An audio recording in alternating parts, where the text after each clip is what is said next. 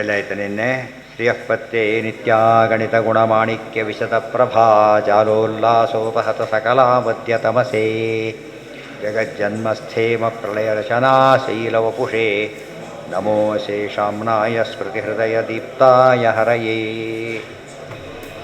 ನ ಶಬ್ದಾಬ್ಧೌ ಗಾಢಾ ನ ಚ ನಿಗಮಚರ್ಚಾಸು ಚತುರಾ ನ ಚ ನ್ಯಾಯೇ ಪ್ರೌಢಾ ನ ಚ ವಿಜಿತವೇದ್ಯಾ ಅಪಿ ವಯಂ ಪರಂ ಶ್ರೀಮತ್ಪೂರ್ಣಪ್ರಮತಿಗುರುಕಾರುಣ್ಯಸರಣಿಂ ಪ್ರಪನ್ನಾಃ ಮನ್ಯಾಸ್ಮಃ ಕಿಮಪಿ ಚ ವದಂತೋಪಿ ಮಹತಾಂ ನಾರಾಯಣಂ ನಿಖಿಲಪೂರ್ಣಗುಣೈಕದೇಹಂ ನಿರ್ದೋಷಮಪ್ಯತಮಮಪ್ಯಖಿಲೈಃ ಸುವಾಕ್ಯೈಃ ಅಸ್ಯೋದ್ಭವಾದಿತಮಶೇಷವಿಶೇಷತೋಪಿ ವಂದ್ಯಂ ಸದಾ ಪ್ರಿಯತಮಂ ಮಮ ಸನ್ನಮಾಮಿ. ಓಂ ಓಂ ಅಥಾತೋರ್ಮಜಿಜ್ಞಾಸಾ ಓಂ ಕುಪಿತಾ ಹಿ ಫಣಚ್ಛಾಯಾ ಸಮೀಕೃತ್ಯಾಪರಂ ಸುಖಂ ಸೇವಂತೆ ಯತ್ರ ತಂ ಧೀರಾಃ ತಂ ಭಜೆ ವಲ್ಲಭಂ ಶ್ರಿಯಃ. ಈಗ ಮುಂದಿನ ಪ್ರಶ್ನೆ ಬಂತು. ವಿನಾಕರ್ಮನ ಮೋಕ್ಷ ಸ್ಯಾತ್ ಜ್ಞಾನೇನೇತ್ಯಪಿ ಸಾ ಶ್ರುತಿ ನಾಣ್ಯಪಂಥ ಇತಿ ಹ್ಯೇವ ನಿವಾರಯತಿ ಸಾದರಂ. ಇನ್ನು ಸ್ವಲ್ಪ ಹಿಂದಿದೆ ಒಂದು ಸ್ವಲ್ಪ. ಏತದಪ್ಪೇತೆ ಅಂದರೆ ನಿತ್ಯ ನೈಮಿತ್ತಿಕಂ ಕರ್ಮ.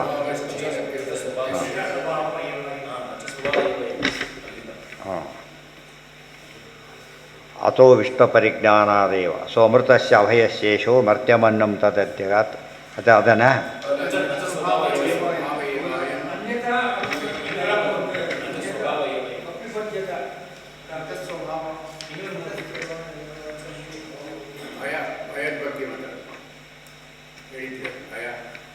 ಬಂದು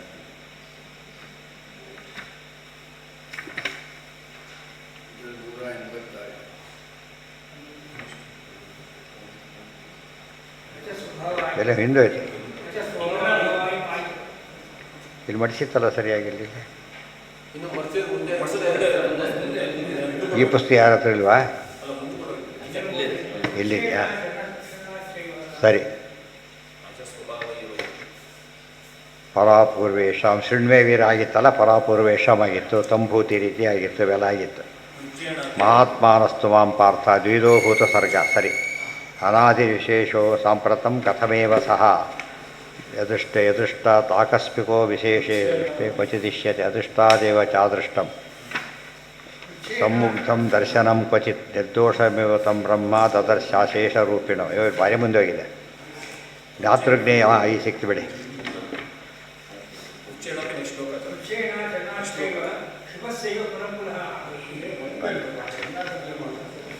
ಅಪಲಾಪೋಪಿ ವಿಶ್ರೇಣಾಪಿ ಇಲ್ಲಿ ಸಿಕ್ ಅನಾದಿಯೋಗ್ಯತಾ ಪ್ರೋಕ್ತ ಇಲ್ಲಿದೆ ನೋಡಿ. ಇದೆ ರೈಟ್. ನಿವೃತ್ತಂ ಕರ್ಮ ಯಾವ್ದು ಬಂತೀಗ? ಯಾದೃಶೋಪಿ ಸ್ವಭಾವಶ್ಚೇತ್ ಅಜ್ಞಶ್ಚಾಪಿ ಭವೇತ್ತದ. ಅತ್ತೆ ತಾನೆ. ಯಾದೃಶೋಪಿ ಸ್ವಭಾವ ಚೇತ್ ಅಜ್ಞಶ್ಚಾಪಿ ಭವೇತ್ ತಥಾ ಫಲವತ್ವೇ ಪ್ರಮಾಣಂ ಚೇತ್ ತತ್ರ ಜ್ಞಸ್ಯ ಸಮಮ್ಮಿತತೆ. ಕೃಚ್ಛ್ರೇಣಾಪಿ ತಪೋಜ್ಞಾನಂ ಕರ್ಮ ಅಪ್ಯತೆ ಚರಂತಿ ಕರ್ಮಾಪಿ ಏತೆ ಚರಂತಿ. ಇಷ್ಟೆಲ್ಲ ಪ್ರಲೋಭನೆ ಇಲ್ಲದೆ ಹೋಗಿದ್ರೆ ಎಷ್ಟು ಕಷ್ಟಪಟ್ಟು ಯಾಕೆ ಕೆಲಸ ಮಾಡ್ತಿದ್ರು ಯಾರು ಜ್ಞಾನಿಗಳು. ಸಾಧವನು ಮುಗಿದವನು ಮಾಡ್ತಾನೆ ಅಂದರೆ ಜ್ಞಾನ ಬರಲಿ ಅಂತ ಮಾಡ್ತಾನೆ ಅಂತ ಹೇಳ್ಬೋದು. ಜ್ಞಾನ ಬಂದಮೇಲೂ ಮಾಡ್ತಾರೆ ಅಂತ ಕೇಳಿದರೆ, ಅದು ಕಷ್ಟಪಟ್ಟು ಮಾಡ್ತಾರೆ ಅಂತ ಕೇಳಿದರೆ ಏನದು ಮುಂದೆ ಫಲ ಇದೆ ಅಂತ ಅರ್ಥ. ಅದು ಇಲ್ಲದ್ರೆ ಯಾಕೆ ಮಾಡ್ತಾರೆ ಅದನ್ನು? ಬಿಭ್ಯತಿ ಸ್ಮ ಅಶುಭಾನ್ ನಿತ್ಯಂ ಸಕಾಮಾಶ್ಚ ಶುಭೇ ಸದಾ. ನಾವು ಸ್ಟೂಡೆಂಟ್ಸ್ ಓದೋದು ಕೇಳಿದ್ದೇವೆ. ಕೆಲವು ಸರ್ತಿ 50-60-55 ವರ್ಷ ಓದ್ತಾ ಕೂತಿರ್ತಾರೆ. ಯಾಕೆಂದರೆ ಯಾವುದೋ ಡಿಪಾರ್ಟ್ಮೆಂಟ್ ಪಾಸ್ ಮಾಡಬೇಕಾಗಿತ್ತು. ಪಾಸ್ ಮಾಡಿದವರು ಪ್ರಮೋಷನ್ನು ಏನೋ ಬರೋದಲ್ಲ, ಅದಕ್ಕೆ ಮಾಡ್ತಾರೆ. ನೋಡಿ ಅಲ್ಲಿ ಸ್ಟೂಡೆಂಟ್ ಇದ್ದ ಆ ಮಟ್ಟಿಗೆ ಸ್ಟೂಡೆಂಟ್ ಇದ್ದಾಗಿರ್ತಾರೆ. ಬೆನಿಫಿಟ್ ಇಲ್ದವ್ರು ಹಾಗೆ ಆಚಾರ ಓದಲಿಕ್ಕೆ ಆವತ್ತೇ ಓದೋ ಸ್ಥಿತಿ ಮೀರಿಬಿಟ್ಟಿರ್ತಾರೆ. ಆದರೂ ಕೂಡ ಯಾಕೆ ಓದ್ತಾರೆ? ಬೆನಿಫಿಟ್ ಇದೆ ಅಂತೇಳಿ. ದೇರ್ಫೋರ್ ಎಂದೂ ಕೂಡ ಜ್ಞಾನದಿಂದ ಅನಂತರವೂ ಕರ್ಮಾಚರಣೆ ಮಾಡಬೇಕು, ಅದಕ್ಕೆ ಫಲ ಇದೆ. ತಾದೃಶೋಪಿ ನ ಚ ಸ್ವಭಾವ ಏವಾಯಂ ಭಯಪೂರ್ವ ಪ್ರವೃತ್ತಿತಃ. ನೀವು ದೇವರಿಗೆಲ್ಲ ಹೇಳೋದಿಲ್ಲ ನೀವೀಗ ಸ್ವಾಭಾವಿಕ ಅಂತೇಳಿ. ಆ ರೀತಿ ಜ್ಞಾನಿಗಳು ಸ್ವಭಾವ ಮಾಡ್ತಾರೆ ಅಂತ ಯಾಕೆ ಹೇಳಬಾರ್ದು? ಅರ್ಥ ಆಯ್ತಾ? ಈಗ ದೇವರು ಭಾರಿ ಕೆಲಸಗಳನ್ನು ಮಾಡ್ತಾರೆ. ನೀವೇನಂದ್ರಿ ಈಗ ಭಾರಿ ಕೆಲಸ ಮಾಡೋದು ಅವೆಲ್ಲ ಮಾಡಿಬಿಟ್ರೆ ಫಲ ಇದೆ ಅಂತ ಅರ್ಥ ಅಂತ ಹೇಳಿದ್ರಲ್ಲ. ದೇವರಿಗೂ ಫಲ ಇದೆ ಅಂತ ಹೇಳ್ತೀರಾ? ಹಾಗಿದ್ರೆ ಇಲ್ಲ. ಏನಂತ ಹೇಳ್ತೀರಿ ಅದಕ್ಕೆ? ಸ್ವಭಾವ. ಹಾಗೆ ಇವರಿಗೂ ಹಾಗೆ ಜ್ಞಾನಿಗಳಿಗೆ ಏನಂತ ಹೇಳಬೇಕು ನಾವು? ಸ್ವಭಾವ ಅಂತ ಹೇಳಿಬಿಟ್ರೆ ಸಾಕಲ್ಲ. ಅಂದರೆ ಭಯಪೂರ್ವ ಪ್ರವೃತ್ತಿತಃ. ಇಲ್ಲಿ ಭಯ ಇದೆ. ಏನು ಭಯ ಇದೆ? ಇದು ಮಾಡದೆ ಹೋದರೆ ಅದು ಸಿಗೋದಿಲ್ಲ. ದೇವರಿಗೆ ಅದಿಲ್ಲ. ಆದ್ದರಿಂದ ಏನು ಹೇಳಬೇಕು ನಾವಾಗ? ಬರೀ ಸ್ವಾಭಾವಿಕ ಅಂತ ಹೇಳಬೇಕು. ಇಲ್ಲಿ ಹಾಗಲ್ಲ, ಫಲ ಇದೆ. ಏನು ಇದು ಆನಂದ ಹ್ರಾಸ ಆಗಿಬಿಟ್ರೆ, ಪೂರ್ತಿಯಾಗಿ ಸಿಗದೆ ಹೋದರೆ, ಆನಂದ ಉನ್ನ ಆಗದೆ ಹೋದರೆ, ಕೆಲಸಕ್ಕೆ ಸಿಗಿದ್ದು ಕೆಲಸ ಸಿಗಲಿ ಅಂತ ಆಮೇಲೆ ಶುರುವಾಗುತ್ತೆ ಒಂದೊಂದೇ ಏನು ಬೆನಿಫಿಟ್ ಎಲ್ಲ ಕೂಡ ಕೊನೆಯದ್ರೊಳಗೆ ಯೋಚನೆ ಮಾಡ್ತಾರೆ. ಈ ನೋಡಿ ಉದಾಹರಣೆ ಆಗಸ್ಟ್ 1 ಅಂತ ಹೇಳಿಬಿಟ್ಟಿದ್ದಾರೆ. ಈಗ ಮೊದಲು ಅವ್ರಿಗೆ ಒಂದು ದಿವಸ ಮೊದಲು ಹೋದವ್ರಿಗೆ ಕತೆ ಮುಗೀತದು. ಅವ್ರು ಎಷ್ಟು ಬೈಕೋತಾರಾಗ, ಇವ್ರು ಎಷ್ಟು ಖುಷಿ ಪಡ್ತಾರೆ, ಎಷ್ಟು ಬೈಕೋತಾರೆ. ಇವೆಲ್ಲ ಇದ್ದಿದ್ದೇನೆ. ಯಾಕೆ? ಬೆನಿಫಿಟ್ ಇರೋದು ಹೋಗೋದು, ಬಂದರೆ ಸುಖ ಹೋದರೆ ದುಃಖ ಇರೋದರಿಂದ ಅದಕ್ಕೆ ಅರ್ಥ ಇದೆ. ದೇವರಂತೆ ನೋಡಿ ಎಲ್ಲ ತಿಳ್ಕೊಂಡಿರ್ಬೇಕು. ದೇವರು ಸ್ವಾಭಾವಿಕ ಅಂತ ಹೇಳೋದು. ನಾವು ಸ್ವಾಭಾವಿಕ ಯಾಕೆ ಹೇಳ್ಕೋಬಾರ್ದು ಅಂದರೆ ಹೇಳ್ಕೊಳಕ್ಕೆ ಬರೋದಿಲ್ಲ. ಭಯಪೂರ್ವ ಪ್ರವೃತ್ತಿತಃ. ಭಯಕ್ಕೆ ಅನೇಕ ಅರ್ಥ. ಪುಣ್ಯ ಬರೋದಿಲ್ಲ ಅನ್ನೋ ಭಯ, ಪಾಪ ಬರುತ್ತೆ ಅನ್ನೋ ಭಯ. ಭಯದಲ್ಲಿ ಅನೇಕ ವಿಧ, ಪಾಸಿಟಿವ್ ಇರ್ಬೋದು, ನೆಗೆಟಿವ್ ಇರಬಹುದು. ಕೃಚ್ಛ್ರೇಣ ಆಚರಣಾಚ್ಚೈವ ಶುಭಶೈವ ಪುನಃ ಪುನಃ. ದೇವರು ಕಷ್ಟಪಟ್ಟು ಪಡ್ತಾರೆ ಅಂತೆಲ್ಲ ಹೇಳಿದ್ದಾರ. ಲೋಕವತ್ತು ಲೀಲಾ ಕೈವಲ್ಯ. ಇವರು ಕಷ್ಟಪಟ್ಟು ಬೇರೆ ಮಾಡ್ತಾರೆ. ಕೃಚ್ಛ್ರೇಣ ಆಚರಣಾಚ್ಚೈವ ಶುಭಶೈವ ಪುನಃ ಪುನಃ. ಅದು ಒಳ್ಳೆಯದೇ ಆಗಬೇಕು, ಕಷ್ಟಪಟ್ಟಾಗಬೇಕು. ಮತ್ತೆ ಮತ್ತೆ ಮಾಡೋದು. ಎಷ್ಟು ವಿಷ್ಣು ಪಂಚಕ ಆಯಿತು, ಎಷ್ಟು ವಿಷ್ಣು ಪಂಚಕ ಆಯಿತು ಅಂತ ಕೇಳ್ತಾರಲ್ಲ. ಓ ಭಾರಿ ಜಾಸ್ತಿ ಮಾಡಿದ್ದೀರಿ, ಬಸ್ ಮಾಡಿದ್ರೆ ಯಾಕೆ ಮಾಡಿದಿರಿ ಅಂತ ಕೇಳೋದಿಲ್ಲ ಯಾರು ಕೂಡ. ಓ ಇನ್ನೂ ಗ್ರೇಟ್ ಅಂತ ಕರೀತಾರೆ. ಕೃಚ್ಛ ಅಂದರೆ ಕಷ್ಟ, ಕಷ್ಟಪಟ್ಟು ಮಾಡ್ತಾರೆ ಅಂದಮೇಲೆ ದೇವ್ರಿಗೆ ಕಷ್ಟಪಟ್ಟು ಮಾಡಿದರೆ ಪ್ರಶ್ನೆ ಬರ್ತಿತ್ತಾಗ. ಮತ್ತು ರಿಟೈರ್ ಆಗಿಬಿಡು, ಹಾಗೆ ಬೇರೆ ದೇವರು ಬರಲಿ ಅಂತ ಕೇಳ್ತಿದ್ರು. ಇಲ್ಲ, ಕಷ್ಟದ ಹೆಸರೇ ಇಲ್ಲ. ಯಾಕೆ? ಮುಕ್ತಿಗೆ ಹೋಗೋ ಕಷ್ಟ ಇಲ್ಲ, ಮುಕ್ತಿ ಕೊಡೋರಿಗೆ ಹೇಗಿರುತ್ತೆ ಯೋಚನೆ ಮಾಡಬೇಕು.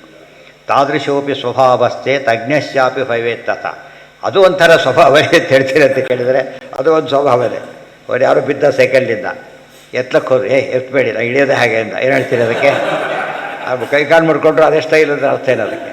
ಕಷ್ಟಪಡೋದು ಸ್ಟೈಲ್, ಅದು ಸ್ವಭಾವನ? ಸಾಧ್ಯ ಇಲ್ಲ. ತಾದೃಶೋಪಿ ಸ್ವಭಾವಸ್ಥೆ ಅಜ್ಞಶ್ಯಾಪಿ ಭವೇತ್ತತ. ಹಾಗೆ ಇಷ್ಟೆಲ್ಲ ಸ್ವಭಾವ ಜ್ಞಾನಿಗಳಿದ್ರೆ ಅಜ್ಞರಿಗೆ ಹೇಳಿಬಿಡಿ ಸಾಕು. ಮುಂದೆ ಜ್ಞಾನಾಗಿರೋ ಬೇಕೇ ಇಲ್ಲ, ಜ್ಞಾನನೇ ಬೇಕಿಲ್ಲ. ಈ ರೀತಿ ಯಾಕೆ ಹೇಳಬಾರ್ದು? ಇವೆಲ್ಲ ಎಷ್ಟು ಬ್ಯೂಟಿಫುಲ್ ಸೆಂಟೆನ್ಸಸ್ಸು. ಓದೋದಿಲ್ಲ ಇವರು, ಅದೇ ಸಮಸ್ಯೆ ಆಗೋದು. ಪಾರಾಯಣ ಸರಿಯಾಗಿ ಓದಿದರೆ ಎಷ್ಟು ಇಂಪ್ಯಾಕ್ಟ್ ಇರುತ್ತದೆ. ಒಂದೊಂದು ಸೂತ್ರ ಇದ್ದಾಗ ಬರೀತಾರೆ ಆಚಾರ್ಯ. ಫಲವತ್ವೇ ಪ್ರಮಾಣಂ ಚೇತ್ ತತ್ರಜ್ಞಸ್ಯ ಸಮಂಹಿತತ್. ಇಲ್ಲ ಇಲ್ಲ, ಫಲ ಇದೆ ನೋಡಿದ್ರಾ, ಆದ್ದರಿಂದ ಇದನ್ನು ಕರಿಬಾರ್ದು. ಅಂದರೆ ಮುಕ್ತಿಗೂ ಫಲ ಇದೆಯಲ್ಲ, ಜ್ಞಾನಿಗೂ ಕೂಡ. ಆನಂದೋನ್ನ ಕಡಿಮೆ ಫಲನ ಅದು. ಆನಂದೋನ್ನ ಎಷ್ಟದು? ಇವತ್ತು ಉದಾಹರಣೆಗೆ ಒಂದು 3 ವರ್ಷಕ್ಕೆ ಡಿವೈಡ್ದಾಗ ಅರಿಯರ್ಸ್ ಬಂತಪ್ಪ, ಎಷ್ಟು ಬರ್ತದೆ ನಮಗೀಗ? ಹೆಸರು 25 ರೂಪಾಯಿ ಜಾಸ್ತಿ ಆದರೂ ಕೂಡ 3 ವರ್ಷಕ್ಕೆ ಎಷ್ಟಾಯ್ತದ? ಅರ್ಥ ಆಯ್ತಾ? ಇದು ಅನಂತ ಕಾಲ ಎಷ್ಟು ಎಂಜಾಯ್ ಮಾಡೋದ್ರಲ್ಲಿ ಅರ್ಥ ಮಾಡಿಕೊಂಡ್ರೆ ಅಷ್ಟು ಫಲ ಇಲ್ವ ಅವ್ರಿಗೆ? ಆಗಿದ್ದರೆ ಇದ್ದೇ ಇದೆ. ಫಲವತ್ತೇ ಪ್ರಮಾಣಂ ಚೇ ತತ್ರಜ್ಞಶ್ಚ ಸಮಂಹಿತತ್. ಹಾಗಿದ್ದರೆ ಜ್ಞಾನಿಗೂ ಅದೇ ಅರ್ಥನೇ. ನಿಷ್ಕಾಮಂ ಬೇಕಾಗಿಲ್ಲ, ಬರುತ್ತೆ, ಬೇಕಾಗಿಲ್ಲ ಬೇರೆ, ಬರೋದು ಬೇರೆ. ಕೇಳಿ ಹಾಕ್ಸ್ಕೊಂಡ್ರೆ ಆಸೆ ಬರ್ಕಂತಾರೆ. ಅವರೇ ಬಡಿಸ್ತಾ ತಿಂದರೆ ಎಷ್ಟು ತಿಂದರೂ ಕೂಡ ಏನ್ರಿ ನಿರ್ಲಿಪ್ತ ಮನುಷ್ಯ, ಜಾಸ್ತಿ ದಿನ ನಿರ್ಲಿಪ್ತ. ಅವ್ರಿಗೆ ಅದಿಲ್ಲ, ಸಹಜವಾಗಿ ಬರೋದು. ಸಹಜವಾಗಿ ಬರೋದಕ್ಕೆ ಏನಂತ ಕರೆಯೋದಿಲ್ಲ, ಆಸೆ ಅಂತ ಕರೀಬಾರ್ದು. ಸಹಜವಾದ ಕೆಲಸ. ಅದಕ್ಕೆ ದೃಷ್ಟಾಂತ ಕೊಟ್ಟಿತ್ತು ದೇವರು. ಕೇವಲ ಇದನ್ನು ಮಾಡ್ತಾನೆ, ಸ್ವಭಾವ ಅಂತ ಹೇಳಿದ್ರೆ ಅದೇ ಕಾರಣ. ಸ್ವಭಾವಕ್ಕೇನೋ ಸ್ವಭಾವದ ಎಲ್ಲ ಸೇರಿ ಹೋಯ್ತೀವಿ. ಮತ್ತು ಹೆಚ್ಚು ಬರೋದು ಸ್ವಭಾವನೇ. ಆದ್ದರಿಂದ ಹಾಲು ಉಕ್ಕೋದು ಕೂಡ ಏನದು? ಸ್ವಭಾವ. ಹಾಲು ಉಕ್ಕೋದು ಸ್ವಭಾವ. ಸರಿಯಾಗಿ ಒಳ್ಳೆ ಹಾಲಾಗಿದ್ದರೆ ಉಕ್ಕಲೇಬೇಕು. ನಿಷ್ಕಾಮ ಕೆಲವು ಕುದೀತಾ ಇರುತ್ತೆ, ಉಕ್ಕೋದಿಲ್ಲ. ಕೆಲವು ಹಾಲು ಜೋರ ಬರುತ್ತಾ ಇರುತ್ತೆ, ಅದು ನೀರೇ ಜಾಸ್ತಿ ಇರೋದ್ರಿಂದ ಉಕ್ಲಕ್ಕೆ ಚಾನ್ಸೇ ಇಲ್ಲ ಅದಕ್ಕೆ. ನಿಷ್ಕಾಮಂ ಜ್ಞಾನಪೂರ್ವಂಚ. ಅದಕ್ಕೆ ತಮಾಷೆ ಮಾಡ್ತಾರೆ. ಶ್ರೀಪಾದ ದೇವರನಾಮ ಇದೆ. ಹಾಲು ನೀರನ್ನು ಹಾಲು ಉಕ್ಕುತ್ತೆ, ನೀರನ್ನು ಚಳಪಳ ಕಾಸಿ ಇದು ಮಾಡಿದರೆ ಉಕ್ಕುತ್ತಾ ಅದು? ಆಮೇಲೆ ಅದು ಹೆಪ್ಪು ಬೇರೆ ಹಾಕಿದ ಮೊಸರಾಗುತ್ತಾ? ಆಗೋದಿಲ್ಲ. ಆದ್ದರಿಂದ ಮರುದಂಶನ ಮತ ಹಿಡಿಯದೆ ಇಹ ಪರದಲ್ಲಿ ಸುಖವಿಲ್ಲವಂತೆ. ದೇವ್ರ ನಾಮ ಅದು. ಮರುದಂಶನ ಮತ ಹಿಡಿಯದೆ ಇಹ ಪರದಲ್ಲಿ ಸುಖವಿಲ್ಲವಂತೆ ಅಂತ ಹೇಳಿದ್ರೆ ಎಲ್ಲ ದೃಷ್ಟಾಂತ ಕೊಡ್ತಾ ಹೋಗ್ತಾರೆ. ಅಂದರೆ ಆಚಾರ ಸಿದ್ಧಾಂತ ವೇದ ಎಲ್ಲ ಓದ್ಬಿಟ್ಟಿದ್ದಾರೆ. ಆದರೆ ಇದು ಹೆಪ್ಪಾಕದೆ ಹೋದರೆ ಅದು ಮೊಸರಾಗೋದಿಲ್ಲ. ಆಚಾರ ಸಿದ್ಧಾಂತ ಸೇರದೆ ಹೋದರೆ ಏನಾಗಲ್ಲ, ಅದು ಮುಂದಿನ ಸಾಧನೆ ಅಲ್ಲೇ ನಿಂತು ಬಿಡುತ್ತೆ, ಅದು ಕೆಟ್ಟೋಗ್ಬಿಡುತ್ತೆ ಹೊರತು ಮುಂದಕ್ಕೆ ಹೋಗಲ್ಲ. ಭವೇತ್ ನಿಷ್ಕಾಮಂ ಜ್ಞಾನಪೂರ್ವಂಚ ನಿವೃತ್ತಮಿಹ ಚೋಚ್ಯತೆ. ಮತ್ತು ಫಲವತ್ವೇ ಪ್ರಮಾಣಂ ಚೇತ್ ತಚ್ಚ ಅವನು ನಿಷ್ಕಾಮ ಪ್ರಮಾಣ ಇದೆ. ಈಗ ನಿಷ್ಕಾಮಂ ಜ್ಞಾನಪೂರ್ವಂಚ ನಿವೃತ್ತಮಿಹ ಚೋಚ್ಯತೆ. ನಿವೃತ್ತಂ ಸೇವಮಾನಸ್ತು ಬ್ರಹ್ಮಾಭ್ಯೇತಿ ಸನಾತನಂ. ನಾವು ಪ್ರವೃತ್ತ ಕರ್ಮ ನಿವೃತ್ತ ಕರ್ಮ ಅಂತ ಎರಡಿವೆ. ನಿವೃತ್ತ ಪ್ರವೃತ್ತ. ನಿವೃತ್ತ ಕರ್ಮ ಅಂದ್ರೇನು, ಪ್ರವೃತ್ತ ಕರ್ಮ ಅಂದ್ರೇನು? ಫಲಾಪೇಕ್ಷೆಯಿಂದ ಪ್ರವೃತ್ತವಾದಾಗ, ಫಲದಿಂದ ಫಲಕ್ಕೋಸ್ಕರ ಪ್ರವೃತ್ತವಾದಾಗ ಏನಂತ ಕರೀತಾರೆ? ನಿವೃತ್ತ. ಫಲಾಪೇಕ್ಷೆ ಇಲ್ಲ. ನಿಷ್ಕಾಮ ಕರ್ಮ ಡೆಫಿನೇಷನ್ ಕೊಟ್ಟರು. ನಿಷ್ಕಾಮಂ ಜ್ಞಾನಪೂರ್ವಂತು. ಮಕ್ಕಳಿದ್ದಾರೆ, ಅವ್ರಿಗೇನು ಜ್ಞಾನ ಇಲ್ಲ, ಫಲ ಇಲ್ಲ, ಮಾಡ್ತಾ ಇದ್ದಾರೆ. ಅದು ನಿವೃತ್ತ ಕರ್ಮ ಅಂತ ಕರಿಬಹುದು ಅಂದರೆ ಜ್ಞಾನಪೂರ್ವ ಜ್ಞಾನ ಇಲ್ಲ ಅವರಿಗೆ. ಆದರೆ ಅವರು ಟಿಕ್ 20 ಕೊಟ್ಟರು ತೊಗೋತಾರೆ, ಹಾಲು ಕೊಟ್ಟರು ಕುಡಿತಾರೆ. ಅದು ಟಿಕ್ 20 ಜಾಸ್ತಿ ತೊಗೋತಾರೆ, ಬಚ್ಚಿಟ್ಟರು ತೊಗೋತಾರೆ ಅದನ್ನು.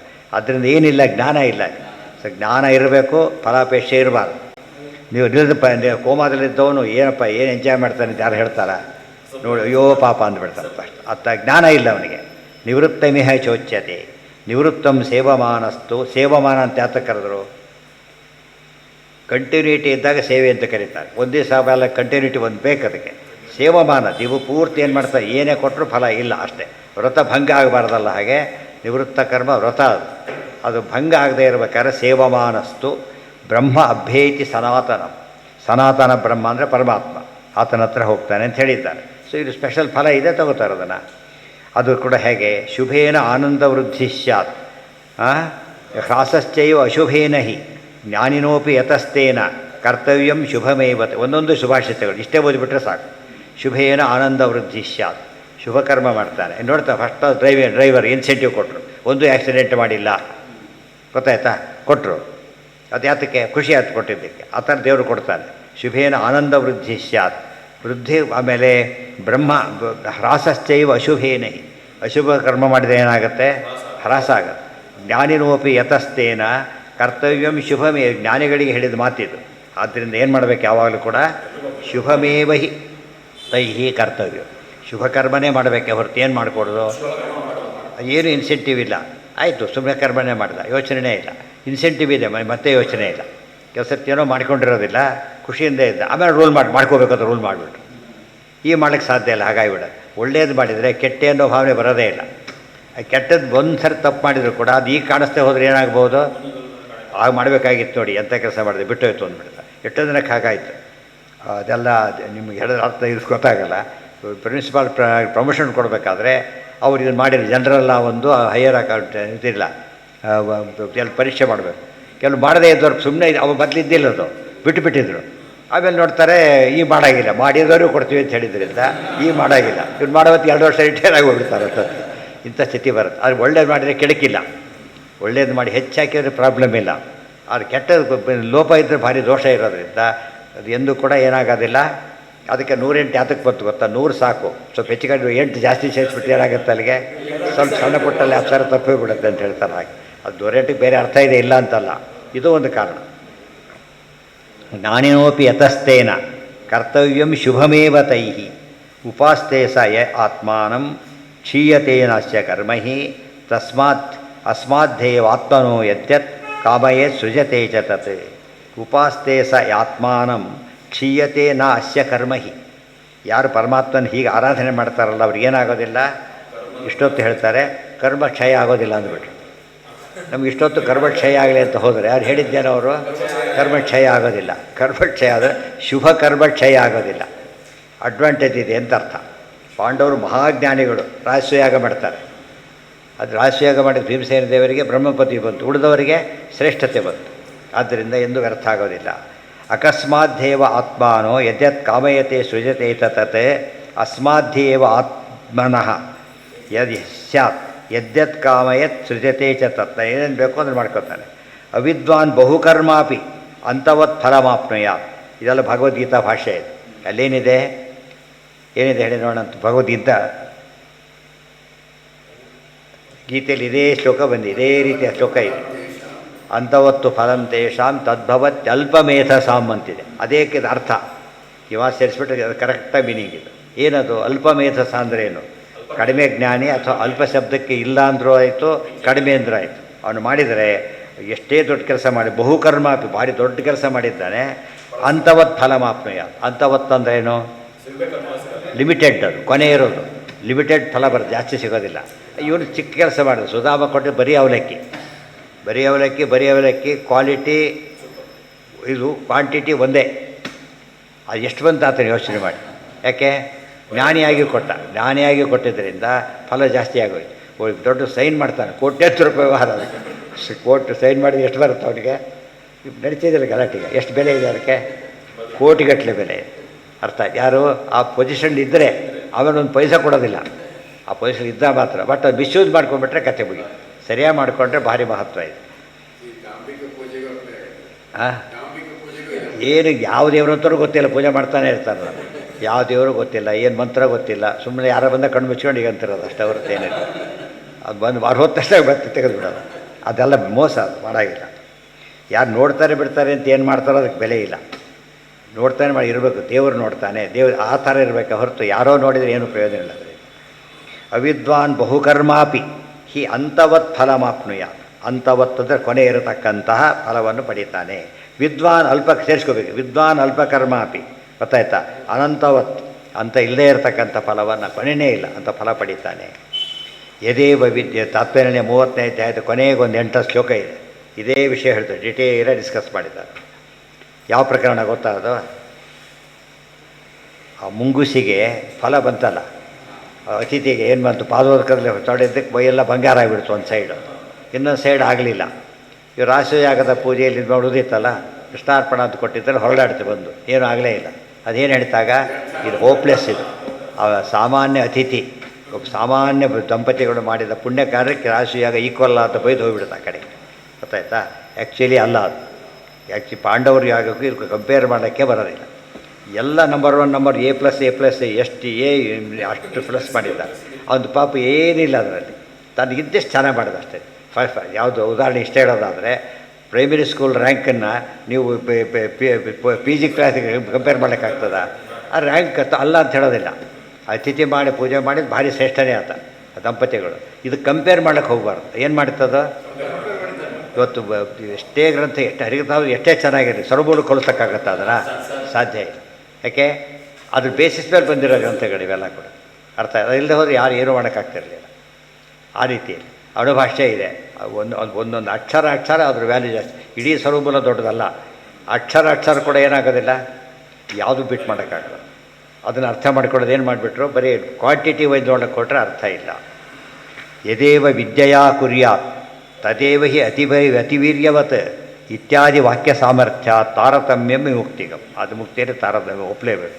ಅದು ಕಾರಣ ಹೇಳಿದ್ದಾರೆ ಬರಬೇಕಾದ್ರೆ, ಯದೇವ ವಿದ್ಯೆಯಾ ಕರೋತಿ ಶ್ರದ್ಧೆಯ ಉಪನಿಷದ ತದೇವ ವೀರ್ಯವತ್ತರಂ ಭವತಿ. ವಿದ್ಯೆ ಇರಬೇಕು, ಶ್ರದ್ಧೆ ಇರಬೇಕು, ಶಾಸ್ತ್ರೋಕ್ತವಾಗಿರಬೇಕು. ಹಾಗಿದ್ದರೆ ಮಾತ್ರ ಕರ್ಮ ಏನಾಗುತ್ತದೋ ಪೂರ್ಣ ಫಲ ಕೊಡುತ್ತೆ.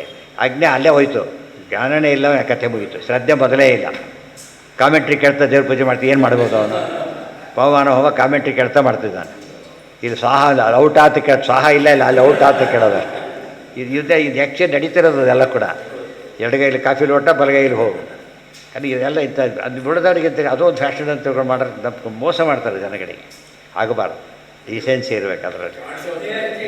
ಏನು ಶ್ರದ್ಧೆ ಇದೆ ಅದರಲ್ಲಿ, ಏನು ತಿಳುವಳಿಕೆ ಇದೆ? ಹಾಗಿದ್ದರೆ ಯಾವ ಮಂತ್ರ ಗೊತ್ತಿಲ್ಲ, ಮಂತ್ರ ದೇವತೆ, ಅದಕ್ಕೆ ಅವ್ರು ಹೇಳ್ತಾರೆ ಇದು ದೇವತೆ ಗೊತ್ತಾ ಅಂತ ಕೇಳ್ತಾರೆ. ಹೋಗಿ ಗೊತ್ತಿಲ್ಲ ತಲೆ ಬಗ್ಗಿಸ್ಬಿಡ್ತಾರೆ. ಏನು ಯಾಗ ಮಾಡ್ತೀರಿ ಹೇಗಿದ್ರೆ ನೀವೆಲ್ಲ? ಗೊತ್ತಿಲ್ಲ. ಬಸ್ ಎಲ್ಲಿ ಹೋಗುತ್ತೆ, ಯಾಕೆ ಕೂತಿದ್ದೀರಿ, ಇಳಿದೆ ಅಂತ ಹೇಳೋದಿಲ್ಲ. ಎಲ್ಲ ಜೇಗಳು ಕೂತ್ಕೊಂಡ್ಬಿಟ್ಟಿದ್ದಾರೆ ಆರಾಮಾಗಿ. ಬಸ್ ಎಲ್ಲಿ ಹೋಗುತ್ತೆ ಎಲ್ಲರಿಗೂ ಗೊತ್ತಿಲ್ಲ. ಅದು ಕೂಗ್ತಿದ್ದು ದಡ್ತನ ಆಗಲಿಲ್ಲ, ಆ ಥರ ಆಗಿ. ಅದಕ್ಕೆ ಮಂತ್ರಗಳಿಗೆ ದೇವತೆ ಯಾರೋ ಗೊತ್ತಿರಬೇಕು.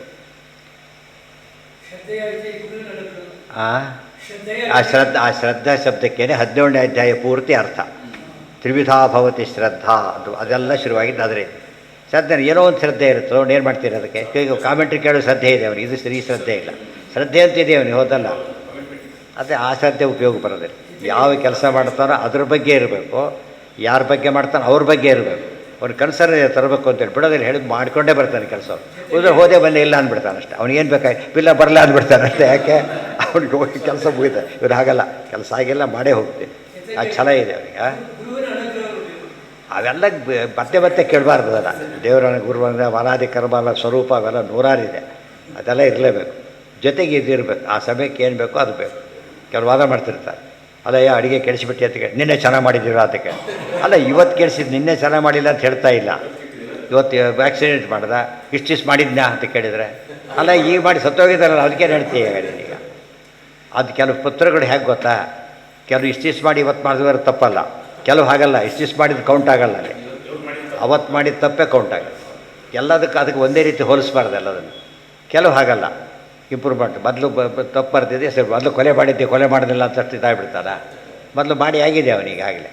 ಕೆಲವು ತಪ್ಪಾಗಲ್ಲ, ಅವು ಯಾವುದು ರೆಕ್ಟಿಫೈಯಬಲ್ ಬೇರೆ, ಗೊತ್ತಾಯ್ತಾ? ಕೆಲವು ನಾನ್ ಬೇರಬಲ್ ವಾರಂಟಿ ಆ ಥರ ಇದ್ದಾಗ ಕೆಲವೆಲ್ಲ ಎಲ್ಲದೂ ಒಂದೇ ರೀತಿ ಅಪರಾಧ ಆದರೆ ಗತಿ ಏನು? ಅಲ್ಲೂ ಅಪರಾಧದಲ್ಲೂ ತಾರತಮ್ಯ ಇದೆ. ಆದ್ದರಿಂದ ನರಕದಲ್ಲೂ ತಾರತಮ್ಯ ಇದೆ. ಕೊನೆಗೆ ತಪಸ್ಸೆ ಅಲ್ಲೂ ಕೂಡ ದುಃಖದಲ್ಲೂ ತಾರತಮ್ಯ ಇದೆ. ಇಲ್ಲಿ ಸುಖದಲ್ಲಿ ಹೇಗೋ ಅಲ್ಲಿ ಹಾಗೇ ಇದೆ. ಎಲ್ಲ ಕೆಟ್ಟತನೂ ಒಂದೇ ರೀತಿಯಲ್ಲ, ಪ್ರಪೋರ್ಷನ್ ವೇರಿ ಆಗುತ್ತೆ. ಕಳ್ಳತನೂ ಕೆಟ್ಟದ್ದು, ಕೊಲೆ ಮಾಡೋದು ಕೆಟ್ಟದ್ದು. ಇಬ್ಬರಿಗೂ ಒಂದೇ ಶಿಕ್ಷೆ ಕೊಡೋಕ್ಕೆ ಬರೋದಿಲ್ಲ. ಯಾಕೆ? ಅಪರಾಧದಲ್ಲಿ ತಾರತಮ್ಯ ಇರೋದ್ರಿಂದಾನೇ. ಇದರಲ್ಲೂ ಹಾಗೇ ಇದೆ. ವಿಮುಕ್ತಿಗಮ್ ಆಯಿತಾ? ಸರಿ. ಇತ್ಯಾದಿ ವಾಕ್ಯ ಸಾಮರ್ಥ್ಯ ಇಲ್ಲಿಗೆ ಒಂದು ಕ್ಲೋಸು ಮುಗಿತಾರೆ ಕರೆಕ್ಟಾಗಿ. ತಾರತಮ್ಯ ವಿಮುಕ್ತಿ, ಮುಕ್ತಿಯಲ್ಲೂ ಕೂಡ ಏನಿದೆ? ತಾರತಮ್ಯ ಇದೆ ಅಂತ ಪ್ರೂವ್ ಆಯಿತು. ಮುಡಿದ ವಿಷಯ ಮತ್ತೆ ನಾಡಿದ್ದು ಅಂದರೆ ನಾಳೆ ಅಂದರೆ ನಾಡಿದ್ದು. ಇಲ್ಲಿ ಇವತ್ತು ಮಾತ್ರ ನಾಡಿದ್ದು, ಉಳಿದ ದಿವಸ ನಾಳೆ ಅಂದರೆ ನಾಳೆದೆ. ಇವತ್ತಲ್ಲ, ಇವತ್ತೇ ನಾಳೆ ಬೇರೆ ಅರ್ಥ ಮಾಡಿದ್ದೀರಲ್ಲ, ಇವತ್ತು ಮಾಡಿ ಅಂತ ಕೇಳಬಾರ್ದು.